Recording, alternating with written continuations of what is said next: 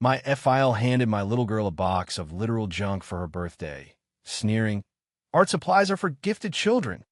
His family all laughed, but an hour later, their world imploded when I revealed his dirty secrets.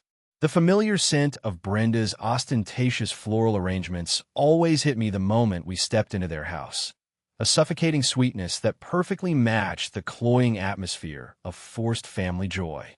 It was Lily's 8th birthday, and as always, the celebration was being held at George and Brenda's palatial home, a place where I always felt like an exhibit, the slightly less than son-in-law. Sarah, my wife, squeezed my hand, her smile a little too bright. She knew these gatherings were an ordeal for me. For years, I'd endured George's condescending little digs, usually delivered with a hearty laugh, as if he were imparting some great wisdom, and Ethan's smug, inherited arrogance. Today, though, I was determined to keep it light for Lily's sake. Our daughter was practically vibrating with excitement, her eyes darting around the lavishly decorated living room, anticipating the moment she could finally tear into her presence.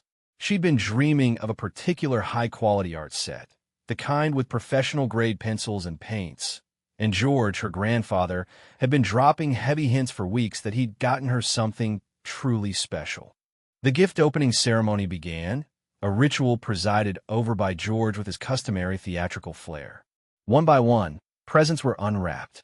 Then came George's offering. It was a large box, beautifully wrapped in shimmering paper, and he presented it to Lily with a flourish. "And this, my little masterpiece," he boomed, "is from your Grandma Brenda and me." Lily's eyes shone like stars. She carefully peeled back the paper, her small hands trembling slightly. The shimmering paper gave way to a battered, faded cardboard box.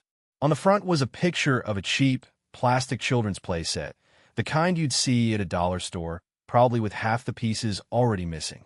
Lily's smile faltered. She lifted the flimsy lid. Inside, nestled on a thin piece of corrugated cardboard, was the play set, looking even sadder and more broken than its picture. A tiny, almost illegible note, scrawled on a scrap of paper, lay on top. Lily picked it up and squinted.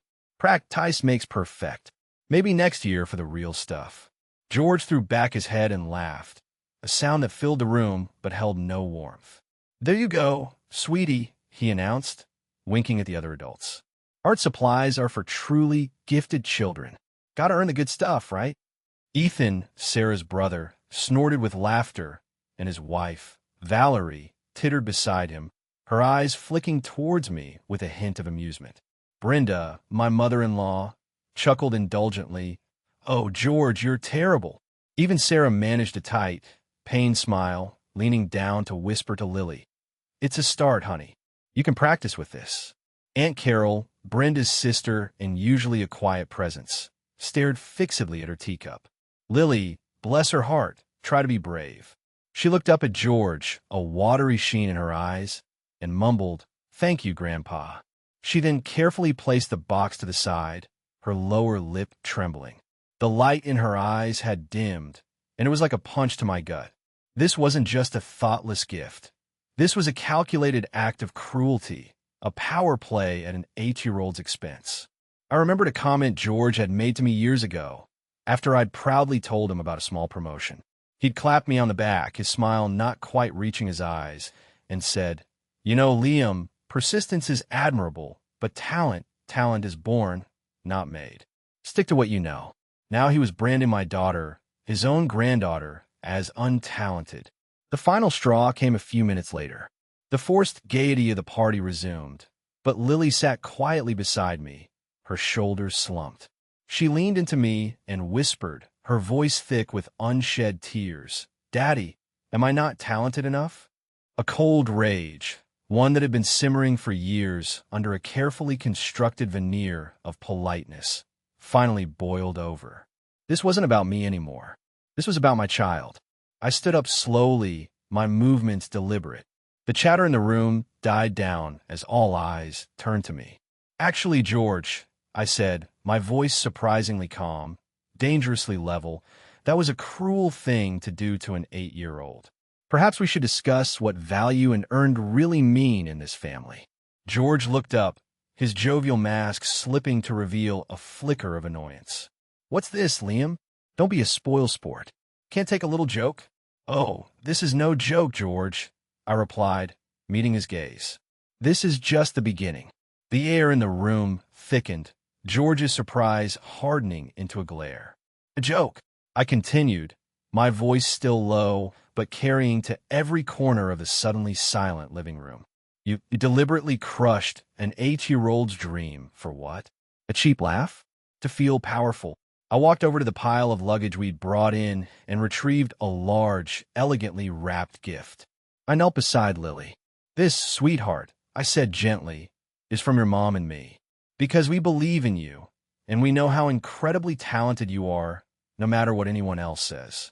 Lily's eyes, still wet, widened as she tore into the paper.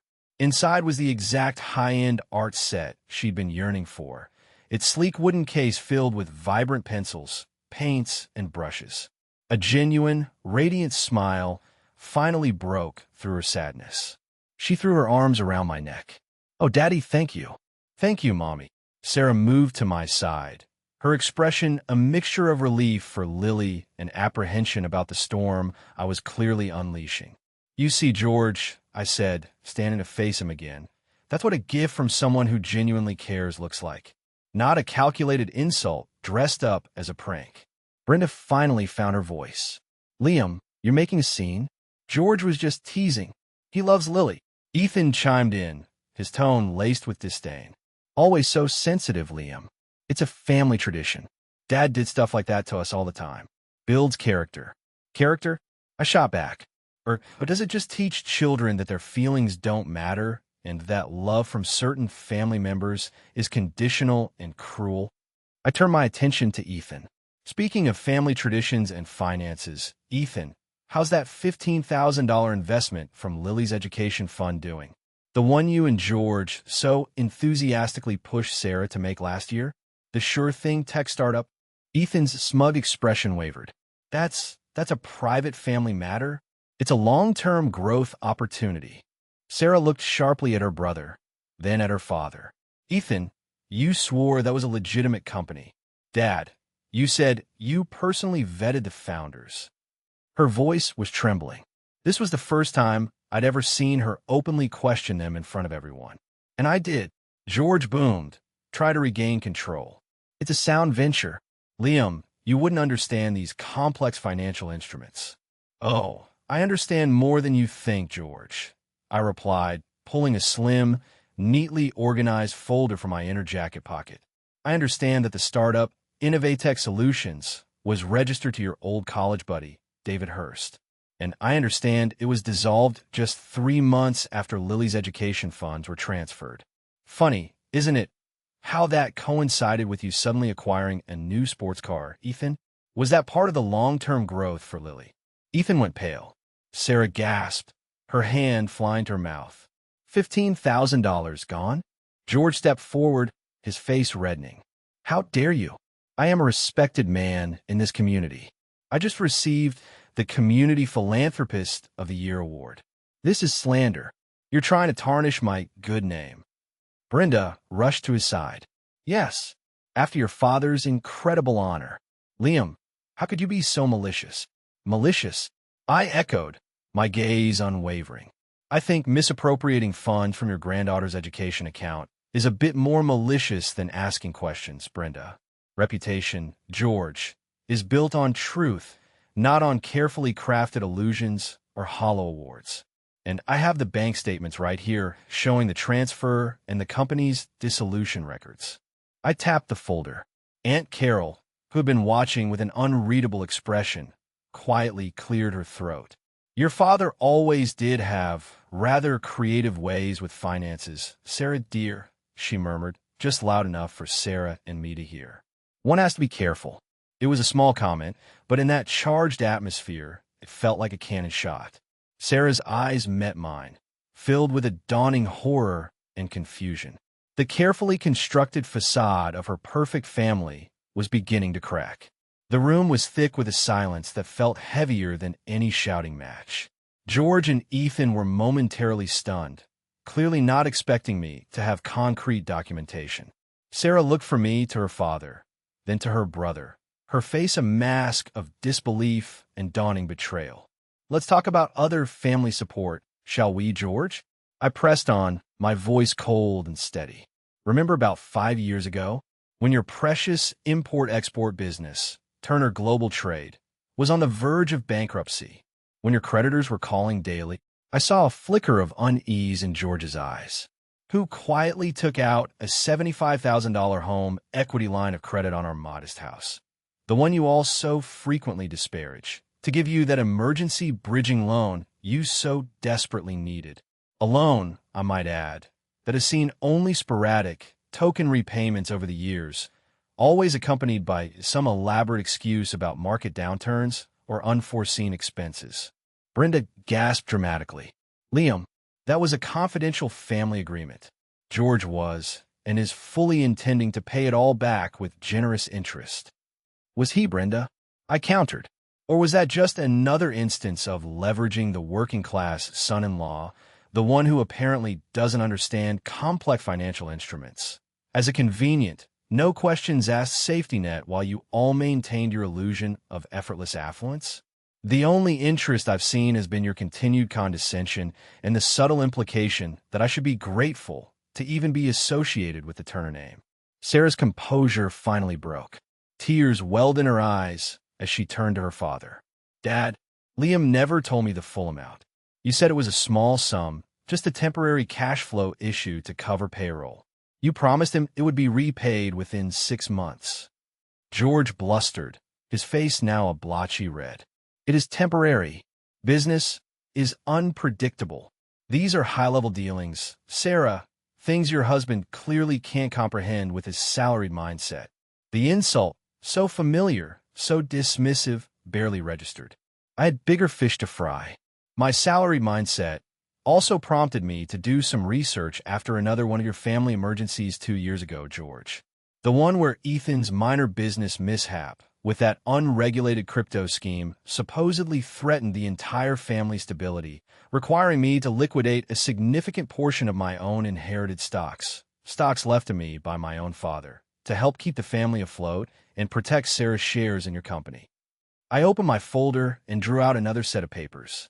It's funny what you can find when you start looking at public records and cross-referencing timelines. It seems a substantial chunk of the money I gave you, ostensibly to shore up Sarah's shares in Turner Global Trade during that crisis, didn't quite make it into the company's official accounts. However, your personal discretionary investment portfolio, according to some very interesting financial disclosure statements you had to file for your Philanthropist of the Year nomination, saw a rather large, anonymous injection of funds around the exact same time you were pleading poverty to me. Ethan, emboldened by his father's denial, tried to scoff. You're inventing fantasies. Dad would never misappropriate funds. He's the most honest man I know. Before I could respond, a new, and for me, unexpected development occurred. Sarah, who had been silently staring at the papers in my hand, suddenly spoke, her voice trembling with a fresh wave of anguish.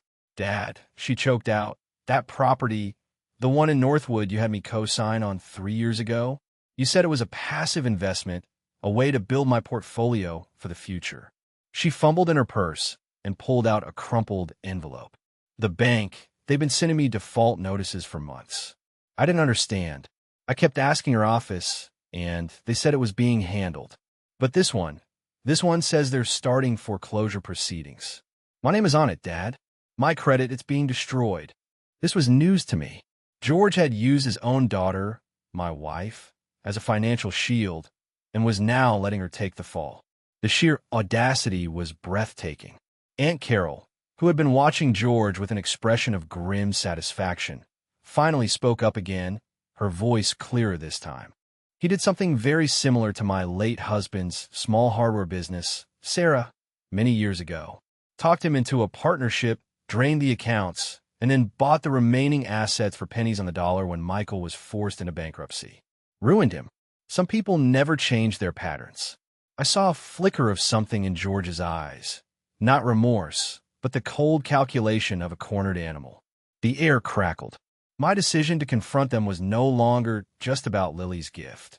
It was about unearthing a lifetime of deceit. And I had a feeling I wasn't the only one George had wronged who might be willing to speak up. I remember my discreet conversation a few months prior with a Mr. Henderson, George's estranged former business partner. Henderson had been bitter but cautious, hinting at George's ruthlessness. Perhaps it was time to see if his memory had improved. The revelation about Sarah's credit being torpedoed by George's deliberate negligence hung heavy in the air. She was staring at her father, tears streaming down her face, the image of her infallible patriarch shattering before her eyes. "How could you, Dad?" she whispered. "How could you do that to me?" George, for the first time, seemed to falter, his usual bluster deflating. It's a misunderstanding, Sarah Bear. A temporary setback. Your mother and I will sort it out. Liam is just blowing things out of proportion, trying to drive a wedge between us." "A wedge?" I interjected, my voice like ice. "You drove the wedge, George, when you decided your daughter's financial future was expendable. When you decided my daughter's feelings were a target for your amusement. When you treated my financial support not as help, but as an entitlement." I paused, then played another card. "I had a rather illuminating chat a while back with your old business partner, a Mr. Alastair Henderson. He remembers your business ethics quite vividly, especially around the time you allegedly pushed him out of your joint venture, just before Turner Global Trade miraculously landed that lucrative city contract. He painted a picture of a man who would stop at nothing to get what he wanted." George's face turned a dangerous shade of purple. "Henderson is a disgruntled liar. He couldn't handle the pressure of real business." Just then, as if on cue, the doorbell rang. Brenda, flustered, went to answer it. A moment later, she returned, looking pale, followed by a tall, imposing man in a sharp suit. "Mr. Davies," I said, nodding. "Right on time." "Davies?" George sputtered. "Who is this?" "This," I announced calmly, "is my lawyer, Mr. Richard Davies. I asked him to be on standby, just in case our little family chat required more formal moderation." Mr. Davies stepped forward, his expression professionally neutral, but his eyes sharp. "Mr. Turner, Mr. Ethan Turner," he began, his voice resonant, "I am here on behalf of my client, Mr. Liam Payne, and his wife, Mrs. Sarah Payne." He produced 2 thick envelopes from his briefcase. "This is a formal letter of demand regarding several significant financial improprieties, including, but not limited to, the misappropriation of funds from a minor's educational trust, fraudulent inducement into loan agreements, and deliberate actions leading to severe credit damage." He handed an envelope to George and one to Ethan. Before either could react, Aunt Carol stood up, her hands trembling slightly, but her voice surprisingly firm. "Mr. Davies," she said, "perhaps I might have something that could be of interest to you and your client as well." She held up a small, metallic USB stick. "When I took early retirement from George's company, after witnessing certain irregularities I couldn't stomach, I made copies of some private ledgers. The real ones. They show, among other things, systematic transfers of company funds to Mr. Turner's personal offshore accounts, and rather creative accounting for certain expenses, including how Mr. Ethan Turner's substantial gambling debts were written off as consulting fees paid to a shell corporation." She paused, taking a deep breath. "I even have a few audio recordings of Mr. Turner instructing me on how to creatively manage invoices related to that city contract Mr. Payne just mentioned." The room was utterly silent, save for Brenda's choked sob. Ethan looked like he was about to faint. Valerie, his wife, who had been watching the proceedings with an increasingly calculating expression, subtly edged her chair away from him. George stared at Aunt Carol, his face a mask of disbelief and fury. You wouldn't dare." "Oh, I believe she would, George," I said, "just like I dared to finally stand up to you." News of a family dispute involving a prominent figure like George Turner, especially one who had just been lauded as Community Philanthropist of the Year, was bound to leak. George, in a desperate attempt at damage control, apparently tried to spin the narrative at his exclusive country club the very next day, painting me as a bitter, opportunistic gold digger trying to extort money from his benevolent in-laws. Unfortunately for him, I had anticipated this. The previous evening, after leaving their house, I'd contacted a trusted investigative journalist I knew through a college acquaintance, someone known for their discretion and tenacity. I provided her with a carefully worded, off-the-record background briefing, hinting at serious financial concerns and my attempts to protect my wife's and daughter's interests, framing it not as an attack, but as a painful necessity. The seeds of doubt about George's pristine image were sown before his own smear campaign could even take root. The final nail in George's coffin, at least for that disastrous birthday party, came from an unexpected source. Ethan, panicking at the mention of gambling debts and offshore accounts, fumbled for his phone. He clearly wasn't the sharpest tool in the shed. He muttered something about needing to transfer some funds and call Valerie's cousin who knows about these things. Valerie, however, was several steps ahead. With a chillingly calm expression, she plucked the phone from his hand. "I don't think so, Ethan," she said coolly. "You're not dragging me down with you." She then looked at Mr. Davies. "My husband," she said, her voice dripping with newfound disdain, "seems to be admitting to further financial misdeeds. Perhaps this phone might contain some interesting information for the authorities." She then turned to her own mother, a woman I'd barely noticed sitting in a corner, who gave a curt, approving nod. The alliance had visibly, irrevocably fractured. Mr. Davies, ever the professional, simply said, "Thank you, Mrs. Turner. We will certainly explore all avenues." He then turned back to George and Ethan. "Given this new information and Miss Carol Albright's testimony and evidence, I strongly advise you both to seek immediate legal counsel. My office will be in contact with them to discuss a resolution. Failing that, we are fully prepared to pursue all available civil and criminal remedies." "We're leaving," I stated, taking Sarah's hand, who, despite her tears, now stood tall and resolute beside me. Lily, clutching her real art set, took my other hand. As we walked towards the door, Brenda wailed, "You're destroying this family, Liam. You're destroying everything." I paused at the threshold, looking back at the ruins of what they called a family. "No, Brenda," I said quietly. "You all destroyed this family a long time ago with your greed, your lies, and your cruelty. I'm just turning on the lights so everyone can finally see the mess." And with that, we walked out, leaving them to the wreckage. The days that followed were a maelstrom, yet amidst the chaos, there was a strange sense of clarity. Mr. Davies moved swiftly. Aunt Carol's USB stick proved to be a treasure trove of irrefutable evidence. Combined with my own meticulously gathered documentation and Sarah's heartbreakingly honest testimony about the financial manipulation she'd endured, the case against George and Ethan was formidable. Detective Miller, a sharp, no-nonsense woman from the Financial Crimes Unit, was assigned to the case. Initially, her demeanor was strictly professional, but as she delved deeper into the labyrinth of George's dealings, I saw a flicker of grim respect in her eyes for the thoroughness of our preparation. Mr. Henderson, George's former business partner, also came forward, providing a formal statement that corroborated the pattern of unethical behavior going back decades. George, predictably, didn't go down without a fight. His high-powered lawyers tried every trick in the book: countersuits for defamation, motions to dismiss, attempts to discredit Aunt Carol by dredging up old, irrelevant grievances. He leveraged what little remained of his social capital, calling in favors, trying to get sympathetic ears in high places. But the evidence was too damning, too public.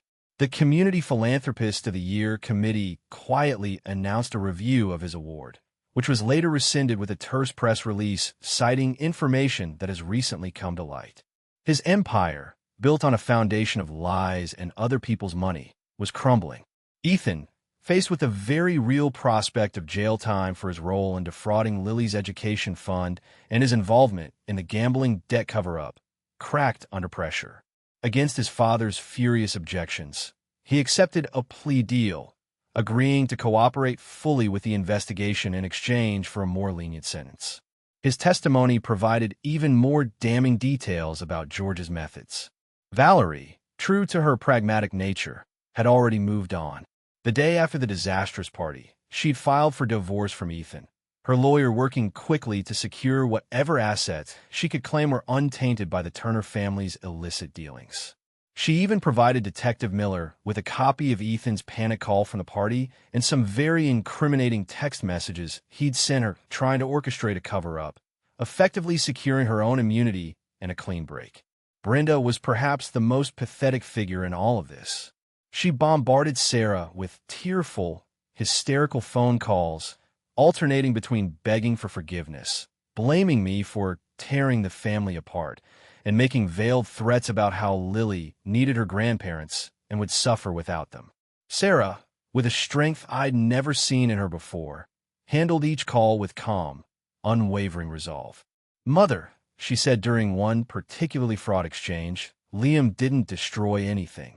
Dad and Ethan destroyed their own lives and nearly ours with their choices. Lily needs honesty, integrity, and safety. Those are things none of you are capable of providing. We are moving on." The legal resolution, when it finally came months later, was comprehensive. In the civil settlement, Liam and Sarah recovered all the funds George had borrowed and never repaid, with substantial interest and damages. Lily's education fund was replenished in full, with additional penalties levied against George and Ethan.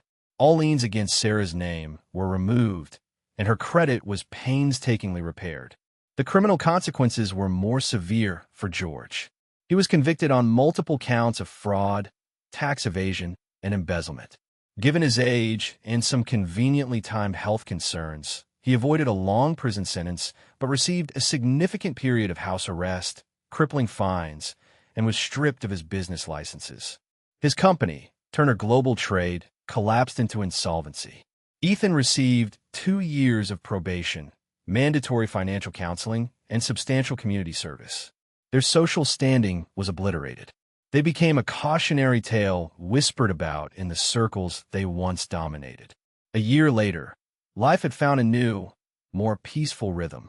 We had moved into a slightly larger, brighter home, funded by the settlement and our own careful savings. The atmosphere within its walls was one of warmth, laughter, and genuine affection. Lily was thriving. Her artwork, now created with the best supplies, adorned our walls, vibrant, imaginative pieces that spoke of a happy, unburdened spirit. She was taking advanced art classes and had even won a local youth art competition. Sarah, free from the toxic influence of her family, had blossomed. She'd started her own small online consulting business, something she'd always dreamed of but never had the confidence to pursue under her father's shadow. She'd also reconnected deeply with Aunt Carol, who had become a surrogate grandmother to Lily, a gentle, loving presence in our lives. One crisp autumn afternoon, Liam received an unexpected call. It was Alistair Henderson. After offering his sincere congratulations on how everything had turned out, he said, "You know, Liam, I was always impressed by your quiet diligence, even when George was trying to sideline you. I'm starting a new ethical investment venture. I need someone with integrity, a strategic mind, and a backbone. Someone like you. Would you be interested in discussing a partnership?" Liam smiled. It was a validation he hadn't sought, but deeply appreciated. He told Henderson he'd give it serious thought. Later that week, we were at the local farmer's market, a Saturday ritual we'd come to love. As Lily skipped ahead, chasing a butterfly, Sarah and I saw Brenda across the square. She was alone, looking considerably older and smaller than I remembered, trying to sell what looked like old family china and silverware from a folding table. Our eyes met briefly. There was no anger in her gaze, just a profound, hollow sadness, and then she quickly looked away, a flush of shame coloring her cheeks. Lily, returning with a painted rock she'd found, noticed my gaze. "Why does Grandma Brenda look so sad, Daddy?" she asked, her brow furrowed with concern. I knelt beside her, taking the painted rock. "Sometimes, honey," I said gently, stroking her hair, "when people make a lot of very bad choices and hurt people they should have loved, they end up losing things that were very important to them. It's a sad thing to see, but it's also why we always try to be honest and kind, and to do the right thing, even when it's hard. Understand?" Lily nodded solemnly, then tucked the rock into her pocket. "Like you did, Daddy." I felt a lump in my throat. We walked on, Sarah's hand in mine. The victory wasn't in their downfall, but in our rise from the ashes of their deceit. We hadn't just survived. We had built something real, something strong, something rooted in truth. They had constructed an empire on shifting sands of lies, and predictably, it had collapsed. We, on the other hand, had built our small, precious world on the bedrock of honesty and love, and it was the strongest, most beautiful thing I had ever known. Real talent, I realized, wasn't about what you could acquire or the image you could project. It was about the quiet courage to uphold your values, protect your loved ones, and break the cycles that sought to diminish you. And that was a lesson I knew, with absolute certainty, Lily would carry with her always.